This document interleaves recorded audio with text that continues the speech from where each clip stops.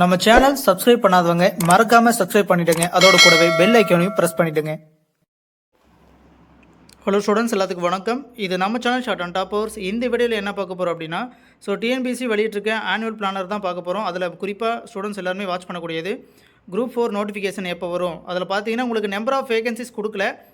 மற்றதுக்கெல்லாம் கொடுத்துருக்காங்க, மேக்ஸிமம் ஒரு சிலது கொடுக்கல. அதில் வந்து குரூப் 4க்கும் வந்து நோட்டிஃபிகேஷன் டைம் அப்போ நான் உங்களுக்கு சொல்கிறோம்னு சொல்லியிருக்காங்க.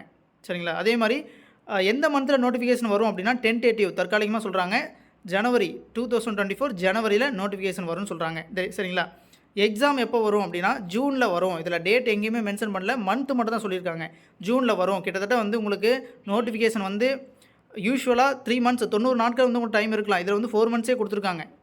இப்போ இருந்து ஒரு 6 மாதம் உங்களுக்கு கேப் இருக்குது எக்ஸாமுக்கு. அவங்க சொல்லியிருக்க டென்டேட்டிவ் டேட் படி பார்த்தா அந்த மந்த் மென்ஷன் பண்ணிக்கிறாங்க இல்லையா, அதை பார்த்தா 6 மந்த்ஸ் உங்களுக்கு கேப் இருக்குது. சரியா? சரி, ஓகே. இப்போ வந்து பார்த்தீங்கன்னா நம்மளுடைய கிளாஸை பொறுத்த வரைக்கும் உங்களுக்கு ஷார்ட் அண்ட் சிஓஏ தென் வந்து டிஎன்பிசி கிளாஸஸ் போயிட்டுருக்கு. டிஎன்பிசியில் இப்போதைக்கு தமிழ் டெஸ்ட் பேட்ச் தான். சரிங்களா?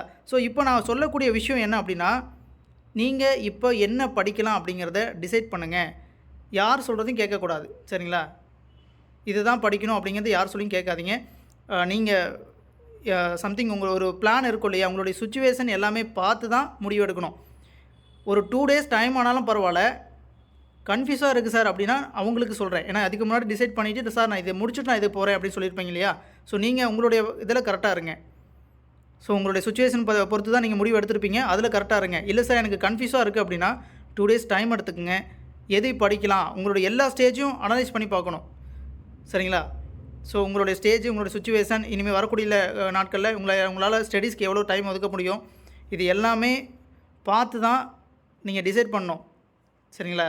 நான் சொல்லக்கூடிய முடிவு அதாவது ஒரு இது பண்ணுங்க அப்படின்னு சொல்லிடலாம். ஆனால் ஒரு குறிப்பிட்ட ஸ்டூடெண்ட்ஸ்க்கு வந்து அவங்களோட சுச்சுவேஷன் பார்த்தோம்னா அது வந்து கரெக்டாக இருக்காது.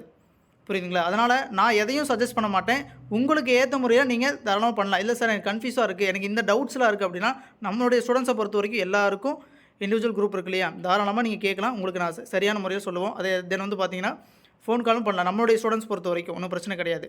நீங்கள் உங்களுடைய இண்டிவிஜுவல் குரூப்பை கரெக்டாக யூஸ் பண்ணிக்கோங்க.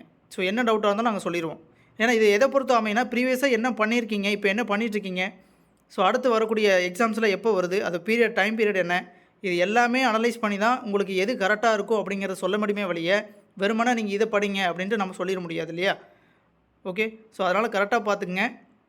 2 டேஸ் டைம் ஆனாலும் பரவாயில்ல, பொறுமையாக டிசைட் பண்ணுங்கள். கன்ஃபியூஷனாக வேண்டாம். ஒரு 2 நாள் யோசிச்சிங்கன்னா எது கரெக்டாக இருக்கும் அப்படிங்கிற திங்க் பண்ணிங்கன்னா கண்டிப்பாக பிடிச்சிடலாம். எவ்வளவோ படிக்கிறோம், ஒரு ஸ்டடி பிளான் நம்ம போட முடியாதா? யோசிச்சு பாருங்கள். ஜஸ்ட் சிம்பிள் தான். ஒரு 2 டேஸ் வந்து யோசிங்க, எல்லாமே அனலைஸ் பண்ணுங்கள். நான் இதை படிக்க போகிறேன் அப்படின்ட்டு முடிவெடுங்க. அதில் ஸ்ட்ராங்காக இருங்க. கண்டிப்பாக வந்து நீங்கள் என்ன டிசைட் பண்ணாலும் அது கண்டிப்பாக வெற்றிகரமாக அமையும். சரிங்களா?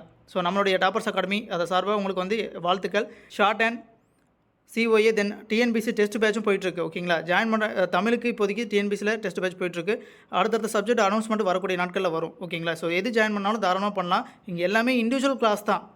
ஒவ்வொருத்தருக்கும் தனிப்பட்ட முறையில் அவங்க சுச்சுவேஷனுக்கு ஏற்ப தான் கிளாஸஸ் இருக்கும். வாட்ஸ்அப்பில் தான் ஃபுல் அண்ட் ஃபுல்லி. ஓகேங்களா? கிளாஸ் மெத்தடு பல தடவை சொல்லியிருக்கேன். அதனால் ஜாயின் பண்ண விருப்பம் இருந்தாலும் பண்ணிக்கலாம், ஒன்றும் பிரச்சனை இல்லை. அதர்வைஸ் நீங்கள் எங்கே படித்தாலும் சரி, ஒரு நிலையான ஒரு ஸ்டடி பிளான் அப்படிங்கிறது முக்கியம். தென் என்ன படிக்க போகிறோம் அப்படிங்கிற அந்த தெளிவான பார்வை இருக்கணும். புரியுதுங்களா? இது எல்லாமே பார்த்து ஒரு 2 டேஸ் டைம் எடுத்து முடிவெடுங்க. எந்த கன்ஃபியூஸும் வேண்டாம், ரிலாக்ஸாக இருங்க. ஏன்னா இந்த டைமில் வந்து நிறைய கன்ஃபியூஸாக இருக்குது சார்னு கால் பண்ணிகிட்டே இருக்கீங்க. ஒன்றும் இல்லை, ஜஸ்ட் ரிலாக்ஸாக இருங்க. ஒரு 2 நாள் யோசிங்க.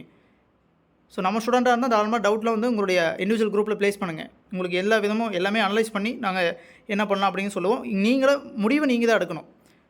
அதோட டவுட் நாங்கள் கிளியர் பண்ணுமே ஒழிய முடிவு எடுக்கிறது உங்களுடைய கையில் தான் இருக்குது. சரிங்களா? எல்லாருக்கும் கண்டிப்பாக எது சூஸ் பண்ணிங்கனாலும் கண்டிப்பாக அந்த வே வந்து சக்ஸஸ்ஃபுல்லாக அமையும். எல்லாருக்கும் வாழ்த்துக்கள். நன்றி.